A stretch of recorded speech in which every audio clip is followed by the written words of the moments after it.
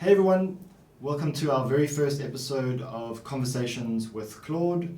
My name's John and I'm the Head of Developer Success here at Trilitech, working on the Tezos ecosystem.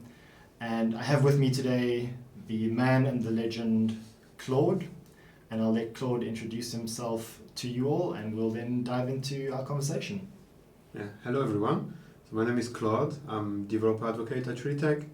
I've been working in the Tezos ecosystem for the past 3 years. First in the Takedo team, and now recently I joined Trilitech to work in the developer success team. Brilliant. So Claude, you and I recently traveled to San Francisco last week for the Game Developer Conference. Maybe you could just tell me very quickly how that went and what was your experience over there? Yeah, sure. So I think it went very well. We met a lot of very interesting people. So we had a lot of meetings every day, but it was worth it. A lot of teams who are building games are interested to integrate Tezos into their games in very various and different ways. It was really interesting to talk to them, to have a better understanding of their needs regarding the blockchain, but also listen to the questions that they have and answering some technical questions about the Tezos blockchain, about rollups. So in the future, we hope we will work with them and we'll provide them the best experience with Tezos. That's amazing. And stepping back a little, maybe we can talk a little bit about how you got here, what your path was to Trilitech, but maybe even more broadly, what your path was to Tezos and the blockchain itself. And maybe you could just talk about how that unconventional road that you've walked has really shaped your experiences and your worldview. Yeah, one of the most important things that makes me a little bit different from the rest of the developers in the ecosystem is that I don't really have a computer science background. So I studied linguistics in college and I was a translator for 5 years, so English to French. And at the same time, I was a digital nomad, so I traveled a lot for like 6-7 years. I traveled through Southeast Asia and East Asia in general, so I spent most of my time in Malaysia and the Philippines, but I also spent a lot of time in South Korea, Taiwan, and Singapore also. So I was doing all that traveling, and I had different experiences there, and I got in contact with Bitcoin a few years ago, maybe 5 years ago, and I thought it was a really great idea. And then after that, I did some research, and I found out about Ethereum. And it's also the same period when I started to get interested in web development. So I taught myself JavaScript and all the tech around that.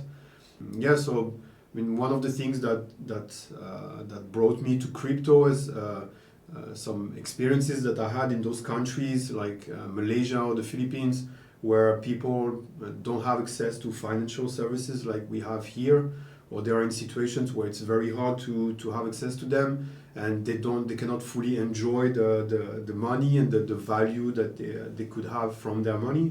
And like for example, I have a small story. I had a girlfriend in Malaysia, and we went to a village in Borneo, and so to go to that village, we had to fly to a big city in Borneo first. And then there's no bus or there's no train or things like that. You have to know a guy who operates a van company. So you get in a van with another like 7 people, and then you have 5 hours of driving through like the jungle, and you have to get off the van like twice to get on the ferry. Wow. And it was like a very remote village. And what happens is that in that village is that there's no bank, there's no Western Union, there's no MoneyGram or things like that. No? So I saw my ex-girlfriend every month. She was sending money to her parents there, So I asked her, like, how do you do it? Because there's no financial service there to send it. And she told me that in the village there's a lady who operates a business, and so she has access to a lot of cash, and of course she has a bank account. So she sends money to that lady, and then the lady gives the cash to her parents. Wow. And so I asked her, like, does that work like all the time, and how reliable is that person? And she told me that sometimes, that person, she doesn't get the It doesn't make its way. Yeah, it doesn't make its way. So that person blames it on the bank. Yeah. The bank blames it on that person. But the problem is that you have to trust her. Like, even if sometimes it happens that she loses the money, you still have to trust her, because that's the only solution. And that's something that blockchain solves. Like, you don't have to trust somebody. You can just send money like that in a decentralized fashion, and then you can use it. And it's very fast. It's very secure. So I saw a lot of situations like that where blockchain could solve and could solve problems and could make the lives of these people better. So that's why I got really interested in the idea. And then at the end of 2019, I started getting interested in functional programming. Yeah. So I just Googled, like, what blockchain uses functional programming language, and I found Tezos. And so I thought that Tezos was a great idea, and also it was very interesting for me because a lot of developers were French. So there were that community already. So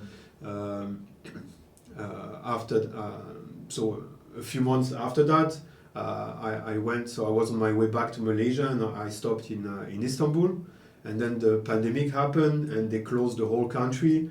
And so for 6 months I was stuck in Istanbul. You were stuck for 6 months? Yeah. Wow.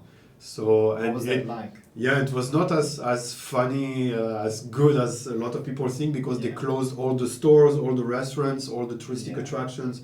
Like, only the supermarket was open. So it was not really fun. We also had a curfew. So I think after like 7 or 8 p.m. you were not allowed to go outside, and it's a country where the police doesn't joke. So if they caught you outside after the curfew, you could get in trouble. So it was not fun. But what happened is that at the same time I also lost my translation job. The company I was working for told me that there's no more money. So I had a lot of free time, and I was like, okay, let's build some stuff on Tezos. And so 3 years ago, there was not a lot of documentation. There was almost nothing on Tezos. So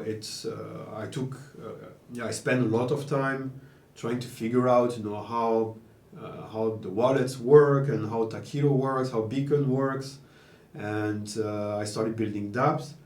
And I thought that, so first I was documenting how I did it for myself. But then I thought, maybe it would be interesting to put it on the internet so other developers don't have to go through the same struggles. So I started writing articles, which was also easy for me because I was a translator, so I was used to writing a lot before. So I wrote a lot of articles about my journey on Tezos. And so that started in February 2020. And then in June 2020, I got a message from the CEO of ECAD Labs. So ECAD Labs is the company that develops Takedo. And he told me, do you want to come and work with us? So that was very good because I started working on Tezos, but also I was in a difficult financial situation. So it was a really good thing that happened. And then I started working on Takedo, and at the same time I continued working on different projects, like creating dApps, understanding how everything works, like making smart contracts in Michelson or things like that. So that's how everything started. And do you think that your unique background actually gave you an advantage in some ways to kind of prepare you for the role that you have and continue to have in the ecosystem? I think that some parts of my experience prepared me for that. There are a lot of things that I learned, and that you can only learn if you travel, if you meet with the people. Like I've been in situations where, like for example, the first time I went to the Philippines, I was meeting my boss for the translation job, who was living in the Philippines. And to go there, you had to fly to a city, and then there you had to take a bus, and you had to go like 7 hours in the mountains. And so I took the bus, and I arrived like very late in a village. It was already dark, and I don't remember the names of that, but in the Philippines they have those motorcycle, with a sidecar, and so you have to get one, but it was already dark outside, and I had to go like for 20 minutes with that, like in the middle of nowhere, and like you have to trust the guy who's driving, and that in that kind of situation, like you have to create some kind of connection with the guy, just to be nice, So there are a lot of situations like that where I have been, where creating a connection was not just a job, it was like survival, like just to make sure that, okay, the guy doesn't stop in the middle of nowhere and mugs you or something, So at least if you're nice with him, maybe you have a better chance, So yeah, there were situations like that where, I learned how to make connection with people, and I think that's something that now helps me, because in every situation where I am, I'm able to find some common ground with people and talk with them, and I'm not even afraid to talk with people that I don't know, or because I've been in situations like that. So yeah, this background also, I think the background as a translator is very good, because my English is more or less okay. So I think it's very good to talk as a developer advocate. It's a bonus when you can express yourself properly, and you can not only properly, but you can understand why the people don't understand what you're saying, so you can rephrase it in a different way. So I think that background is also very good as a developer advocate. So yeah, there are different things like that that prepared me. And from a coding perspective, or from a programming software engineering perspective, were you simultaneously also learning to write code? So you were learned about the blockchain, but you also were learning to write functional code. Yeah. So what did you do to kind of get to that place? So I started. So there's a website called Udemy. So I started. So I bought some courses on Udemy, and in general they're very cheap. They're like $10 or something like that. So it's a very good place to learn. So I watched a lot of courses on Udemy regarding web development, then React. Then I went to Svelte, so I did a lot of that. About functional programming, there are less courses. So on Tezos, so like 3 years ago, it was very different. There were no tutorials or things like that. So you had to read the documentation and sit down on your computer and try things out until they work in the way you want them to work. Like for example, that's how I learned Lego. Like just sitting. I mean, now you have a lot of websites and tutorials about Lego, but 3 years ago, like you really had to sit down in front of your computer and read the documentation and try it until it works the way you want it to work. And so stepping back a little, you talked a little bit about the power of blockchain technology, being trustless and permissionless. But maybe I'm sure that a lot of people who are watching know all of this, but indulge me here. What is a blockchain? Like, what is like the fundamental sort of thesis or thinking around what a blockchain should be and should do? The thing that you have to understand, before you understand blockchain, you have to understand how your money works at the moment.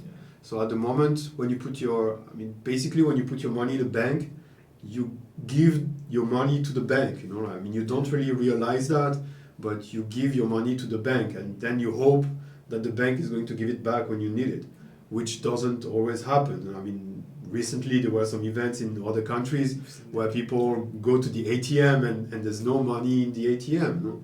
So that's the main problem with the current system, is that when you have money, you have to trust that the bank is going to give it back. And the blockchain solves this. So with the blockchain system, you keep ownership of your money. You don't have to trust a third party about keeping your money and giving it back when you need it. And also, I mean, one of the main benefits is that what the bank does with your money behind closed doors is unknown. You don't know what's happening with your money. With the blockchain, I mean, on Tezos, you can go to an indexer and you can see, you can see like your account, you can see every account in the system. You can verify it. You can verify that money is not printed, that money doesn't appear out of nowhere, that the money goes where it's supposed to go. So I think those are the two main benefits of the blockchain. First, that you keep ownership of your money, so when you need it, it's there. And the second is that you know exactly what happens with the money. And moving a little bit forward then, when it comes to Tezos, what's unique about Tezos? What's different about Tezos? At least in your opinion. So I think there are many things that are unique and different about Tezos, and that's why I'm so passionate about this blockchain. I think first, from a technical point of view, using OCaml for the blockchain is very good and makes sense. It's a very good language. It's been tested, and I mean, we know that it's used for all kind of algorithms and scientific purposes. So it's a very good, it's a very safe language for that. Also, I think like proof of stake is very interesting. So I tried other blockchains that have like the normal proof of stake, and like for example, a few months ago I tried Flow. So I bought some tokens and I wanted to see the experience about delegating your tokens, and I clicked the delegate button, and then the tokens were gone. Like they were not in my wallet anymore. And I was like, where are my tokens? So yeah, on other blockchains, the tokens, when you delegate them, they're gone. You give them to the validator. On Tezos, because we have liquid proof of stake, the protocol tracks, like how many tokens you delegate, how many you have. So it's and you keep ownership of your tokens.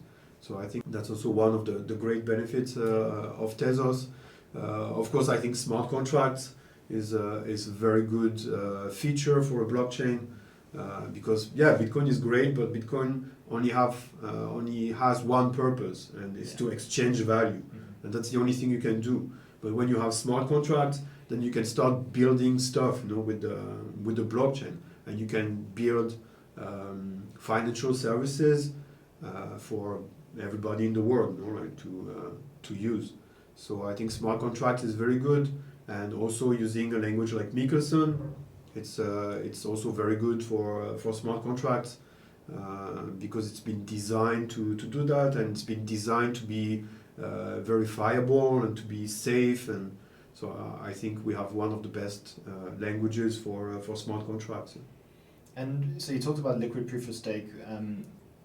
Tell me a bit more about staking. Like, what does that mean for someone who doesn't really have, much knowledge about Web3 and about blockchains? Or what is staking?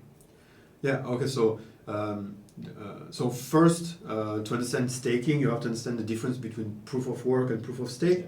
So in a system like Bitcoin, where you have proof of work, you in order to secure the system and to create new blocks, you have to show that you burn some kind of you burn some energy. You use some power to create a new block. So you have to make a lot of calculations to do that. In a proof of stake system, you secure the network by providing value. Like by showing that you have a certain stake in the system. That's why it's called proof of stake. So you have a stake in the system, and you invest that stake to secure the blockchain. And because you do that, you don't have to burn a lot of energy. So that's why Tezos can run on a Raspberry Pi, and it's very energy efficient. So this one is just staking, and the staking is done by the validators that we call bakers on Tezos. But as a user of Tezos, you can delegate your tokens to a validator, and that validator is going to use your tokens to secure the network and to bake new blocks. To create new blocks.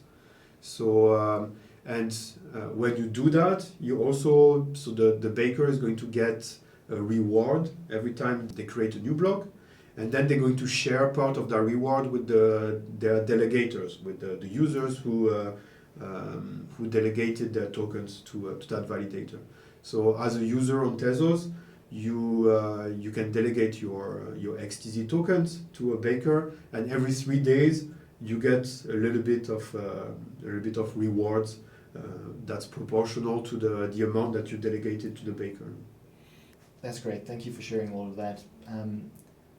I have so many questions. I could probably dig a lot deeper on that, but maybe we should switch to something more topical, which is the recent upgrade. So yesterday there was an upgrade to the protocol, the Mumbai upgrade. Maybe you can talk a little bit about that and share some of the interesting things that are going on with that. Yeah.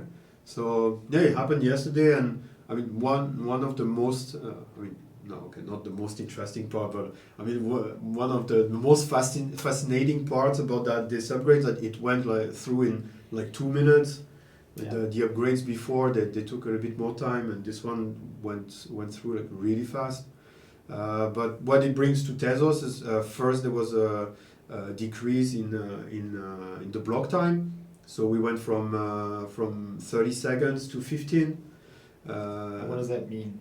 So it means that now the transactions happen twice faster on Tezos, but also the block finality happens twice faster. So block finality is when you are sure, you are 100% sure that your transaction is included and that the blockchain is not going to change anymore.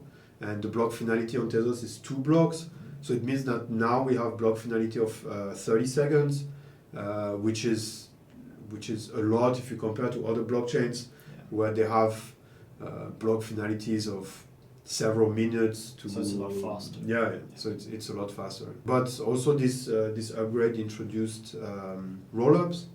So now we are able to do smart rollups on Tezos. So it's a layer 2 solution to build better applications on Tezos, but also to give some features to the blockchain. Not really to the blockchain, but to help developers build applications that were not possible to build on directly on the Tezos blockchain, that are now possible to build on in a rollup. Can you elaborate a little bit more on smart rollups and sort of what that means and what? I don't want you to predict the future, but what you think we might see then as a consequence of that upgrade. My opinion is that I think it's going to take a little bit of time for people to pick up on rollups, and because first you have to develop it, you have to write the software for the rollup, so it takes time. But I think it's going to be very good for different use cases. Like the one that people in the community talks a lot about is the EVM rollup. So when the EVM rollup is going to be ready, we will be able to bring developers from Ethereum, and they won't have to create new smart contracts or new infrastructure. They can just deploy it directly on the rollup. So that's going to be a lot easier for them. And then there are also other use cases for rollups, like for example for games. It's going to be great because you can build your game or part of the logic of the game in a rollup. You can have like faster transactions. You can have logic, that normally wouldn't work on the Tezos blockchain. That's going to work in a rollup. So I think for games it's going to be great. But I also saw some DeFi platforms that are interested in rollups. So they want to build like decentralized exchanges in a rollup. I saw someone mentioning having a decentralized exchange on a roll-up with an order book. So at the moment there's no DEX on Tezos with an order book, but the roll-up is going to be a good environment for that kind of things. So yeah, there are a lot of people thinking about different use cases for roll-ups. So I think in the near future we may not see a lot of uses, but yeah, I'm sure that in the next 6 to 10 months, we're going to start seeing people originating roll-ups and using them for different purposes. Fascinating. I think we're running out of time, so maybe I can just ask you, while you were in San Francisco, did you manage to find some tacos? Yeah, of course. No, I mean there was one evening when people asked me, Claude, but you have to choose dinner, and I say, okay, let's go for tacos. No? Love it. So yeah, and they were good. Yeah, they were pretty good. Yeah. I'm glad to hear it. Well, on that note, I think we'll wrap up. Thanks for your time this week, Claude. I'm looking forward to more conversations where we explore the blockchain, we explore tacos, and also talking a little bit more about what we're doing here at Trilitech. So I think that'll be something that we'll start to cover in next episodes. But thank you for your time. Thank you very much. And yeah, thank you all for watching. If you're out there, reach out to Claude on Twitter. You can also find me on Twitter, and we'll share that information in the video in the description. Great. Thanks so much. Thank you. Cut.